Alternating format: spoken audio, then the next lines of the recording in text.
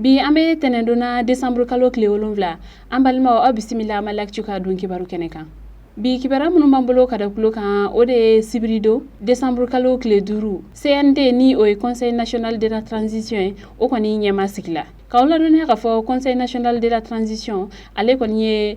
kulu ye mun kɔni bɛna wasadenw ka olu kɔni nɔrɔ bila cɛmancɛ fanga kɔnɔna la. O sababu la sibirido décembre kalo tile 5 mɔgɔ minnu kɔni tɔgɔw fɔra ka yirɛ ka fɔ ko olu kɔni de bɛna don CNT in kɔnɔna la olu kɔni bɛɛ lajɛlen ye ɲɔgɔn sɔrɔ CICB kɔnɔna la walasa cogoya min na u bɛ se ka ɲɛma sugandi u yɛrɛ la. O kɔni kalafiliw kɔni ne senfɛ Maliki Jawo ale kɔni sugandila ka kɛ CNT kɔni ɲɛma ye. Ko maa 118 olu kɔni ne voté la nka mɔgɔ 111 olu de y'a yɛrɛ k'a fɔ ko olu kɔni bɛ fɛ a ka kɛ CNT ɲɛma ye. Mɔgɔ 7 kɔni fɛnɛ tun b'a la olu kɔni y'a yɛrɛ k'a fɔ ko fɛla tɛ olu la.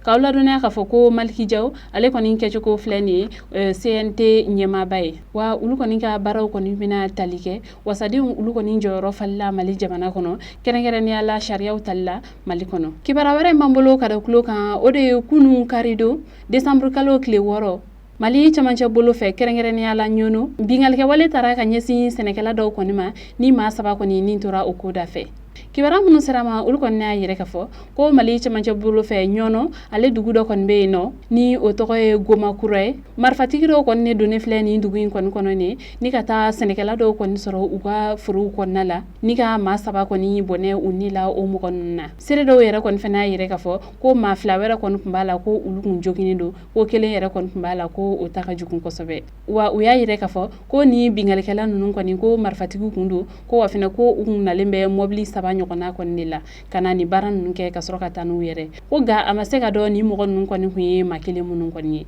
nka kibara wɛrɛ mana bɔ kɔfɛ an b'o da u tulo kan. Kibara wɛrɛ m'an bolo ka da u tulo kan hali bi Mali cɛmancɛ bolo fɛ a yirɛla k'a fɔ ko Yuwaru ale dugu dɔ kɔni bɛ yen nɔ ko kɔrmu ko kulun kɔni dafirila ni mɔgɔ dɔw ye nin dugu in kɔni na ko muso 5 olu kɔni bɔnɛla u ni na a ko da fɛ. Kibara min sera ma olu kɔni y'a yɛrɛ ka fɔ ko kɔrmu ale kɔni ni dɔngo o cɛla la ko muso caman kɔni ne tun bɛ nin kulu in kɔnɔ ko u ni u bolominɛnw fɛnɛ ko u kɔni tun bɛ ka ba tigɛ ko ga ko kulun kɔni ne dafirila ni ninnu ye ni a yɛrɛla ka fɔ ko muso 5 ɲɔgɔnna olu kɔni bɔnɛla u ni na. Seere dɔw kɔni y'a yɛrɛ ka fɔ ko dansago minɛnw kɔni tali ko o kɔni de kɛlen bɛ sɔrɔ ni kurun dafiri in kɔni sababu ye.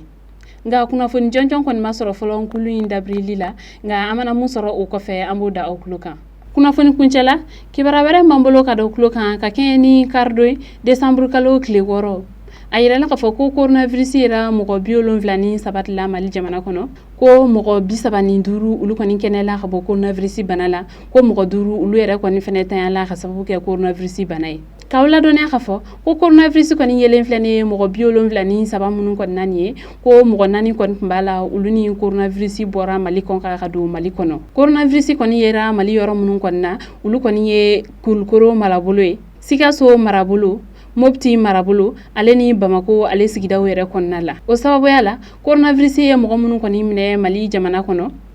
olu kɔni jate taara mɔgɔ 5000 ani mɔgɔ 135 la wa mɔgɔ minnu yɛrɛ kɔni fɛnɛ sara ka sababu kɛ coronavirus bana ye olu kɔni jate bɛ mɔgɔ 100 ani mɔgɔ 64 na wa mɔgɔ minnu yɛrɛ kɔni fɛnɛ kɛnɛla ka bɔ coronavirus bana la olu fɛnɛ jate bɛ mɔgɔ 3700 ani 69 na. O sababuya la hali bi a laɲini don maliden bɛɛ lajɛlen kɔni fɛ bɛɛ ka a janto a yɛrɛ la bɛɛ lajɛlen ka se fɛnɛ ka sanuya walew ka olu matarafa walasa cogoya min na an bɛ se ka nin bana in kɔni kɛlɛ ka bɔ Mali jamana kɔnɔ. An balimaw ni ne kun ye aw ka bidon kibaru ye ka da aw tulo kan ani ce aw ka kulomajɔ la aw kan bɛɛ a ɲɔgɔnna wɛrɛ.